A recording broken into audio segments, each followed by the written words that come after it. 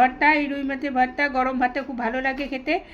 এই রেসিপিটা দেখতে হলে আমার সাথে থাকুন আর পুরো রেসিপিটা দেখুন। তাহলে চলুন আমরা এই রেসিপিটা শুরু করি। রুই মাছের ভর্তা, রুই মাছের মানে অনেকে রুই মাছের ভর্তাও বলে, আর আমরা বলি মাখা, রুই মাছের মাখা। সেটা কেমন, কী কী উপকরণ লাগবে দেখো, যে 2-3টা রুই মাছ নিয়েছি, যার যেটা লাগে নেবেন। এই যে লবণ হলুদ নিয়েছি, এটা আর নিব না কিন্তু, একবারই আমাদের নেওয়া শেষ। এইখানে নিয়েছি শুকনো লঙ্কা, এই যে কাঁচা চেরা লঙ্কা, মানে তেলে দিব যেহেতু তাই এটাকে কাটিয়ে নিচ্ছি, একটু চেরা নিচ্ছি।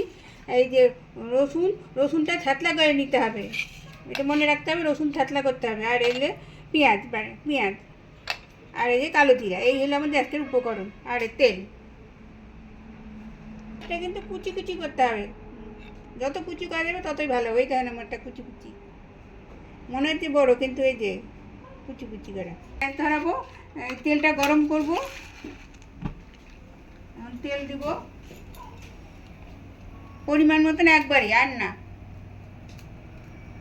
হ্যাঁ, এই যে একটু তেল দিলাম, এটা গরম হতে থাক। এবার মাছটা মাখি, মাছ মাখবো। মাছের মধ্যে একটু লবণ দিলাম, এই যে হলুদ দিলাম, আর কেউ কেউ চাইলে একটু শুকনো লঙ্কাও দিতে পারেন, এটা যার যার ইচ্ছা। শুকনো লঙ্কার গুঁড়া আমি কিন্তু আর কিন্তু ইসে নিব না, হলুদও নিব না, লবণও নিব না। নড়ছে তাই আমি ধরে নিলাম। এই যে আমার মাখা হয়ে গেছে, এগুলো কিন্তু পরে দিয়ে দেবো উপকরণ। দেখাই যাচ্ছে কত ধোয়া উঠছে।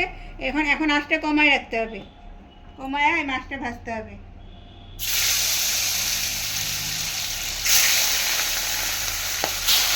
বেশি করা ভাজতে হবে না, মাঝামাঝি। আমি আবার ভাজবো তো, তার জন্য মাঝামাঝি দেখতে থাকেন, মাঝামাঝি ভাজা হয়ে গেছে। এবার যেহেতু কড়াইটা গরম ছিল বেশি, তার জন্য অতক্ষণ লাগেনি। এই যে এবার উল্টে দিলাম,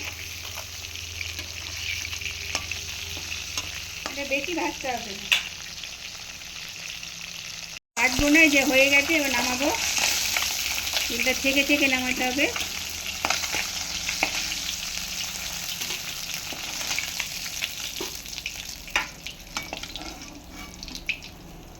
ঠান্ডা, এই যে এখন তো গরম আছে, ধরা যাচ্ছে না। ঠান্ডা হলে এটা একটু কাঁটাগুলো সব বের করে বেছে নেব।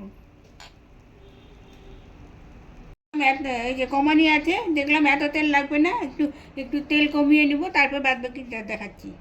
এখন আঁচটা একটু বাড়াবো, একটু বাড়ালাম। এবার শুকনো লঙ্কাগুলোকে ভাজবো।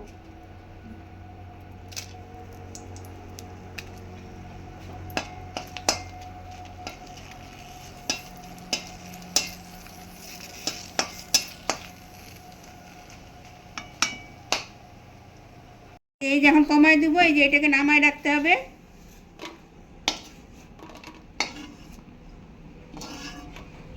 রাখলাম, এই যে এইটাকে একটু একটু গরম অবস্থাতে এটাকে একটু ভাঙতে হবে।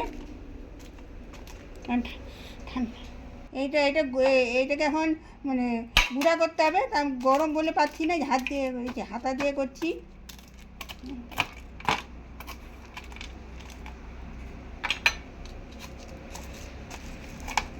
এইটার মধ্যে এই যে সামান্য একটু লবণ লাগবে, এই যে এই লবণই দিলাম, কিন্তু অন্য কোনো লবণ না, পরিমাণ নিয়ে নিয়েছি।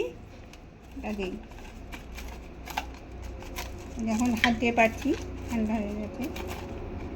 শুকনো লঙ্কা তো যে ঠান্ডা হলে তো এরকম করা যায় না, তার জন্য আগেই করে নিতে হবে। সামান্য লবণ দিলাম এটার মধ্যে।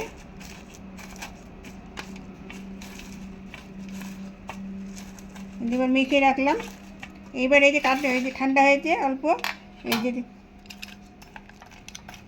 এরকম করে কাঁটাগুলোকে বের করে নেব, তাড়াতাড়ি ঠান্ডা হবে। এরকম করে নিলাম তো তাড়াতাড়ি ঠান্ডা হবে বলে।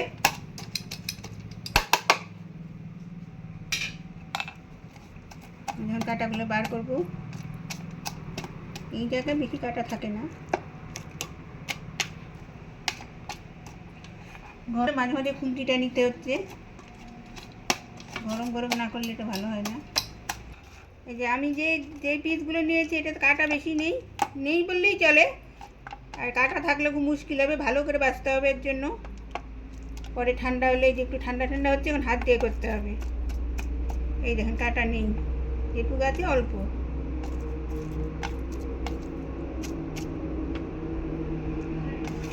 এটা এটা মাথা হয়ে গেছে, দেখেন হাতে একটুকু লাগছে না, যেটুকু লাগছে তার জন্য একটু বেশিক্ষণ এই যে বাছতে হবে।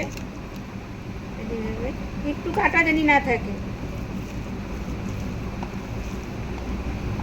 কাটা গুঁড়া করে রাখছি লবণ দিয়ে অল্প একটু।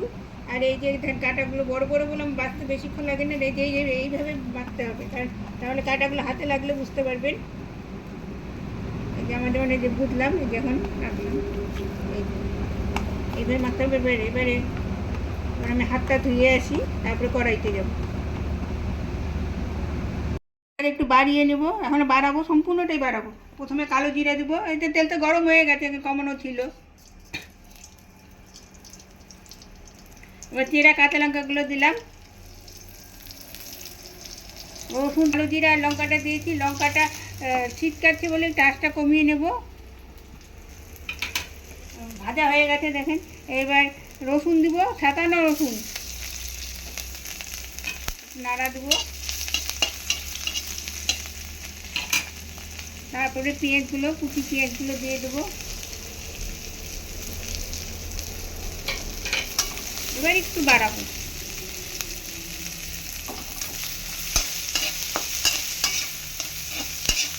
হালকা ভাজা ভাজা হলে তারপরে আমি লবণ আর হলুদটা দেবো। সেটা তো পরিমাণ নেওয়াই হয়ে গেছে, তবুও যার যে দেখে নেবেন পরে। হয়ে গেছে, একটু মাঝামাঝি হয়েছে। তারপরে আমি এই যে রাসটা একটু কমিয়ে নিলাম।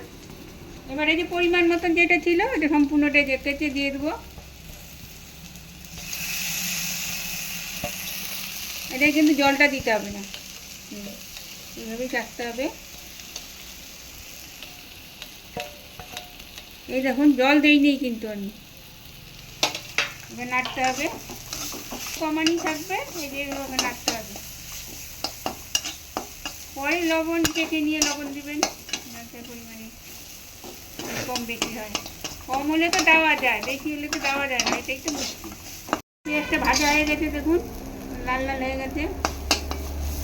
এখন আমি মাছগুলো দিয়ে দেবো। আর আমার কড়াইটাই নড়ছে, কিছু মনে করবেন না।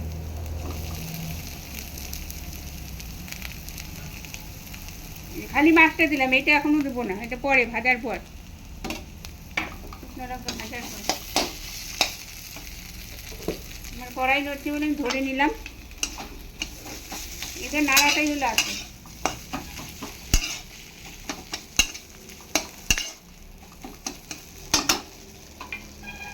আলু ম্যাশ করে যেটা দিয়ে এরকম চাটা দিয়ে রান্নাগুলো চাটা দিয়ে করবেন।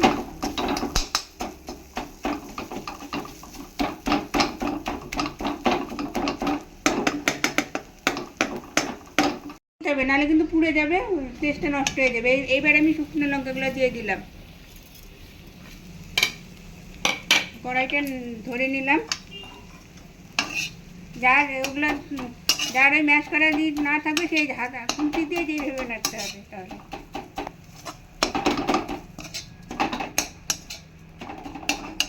এবার সামান্য বাড়িয়ে দেবো। এবার কিছুক্ষণ নাড়তে হবে।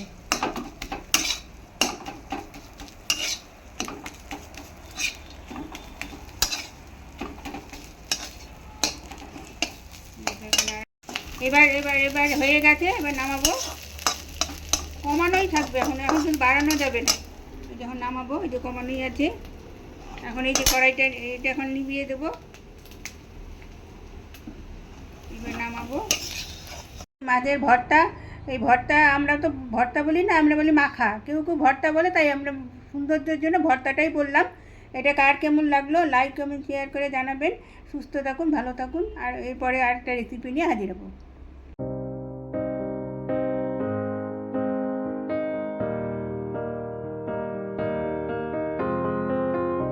I will run, I will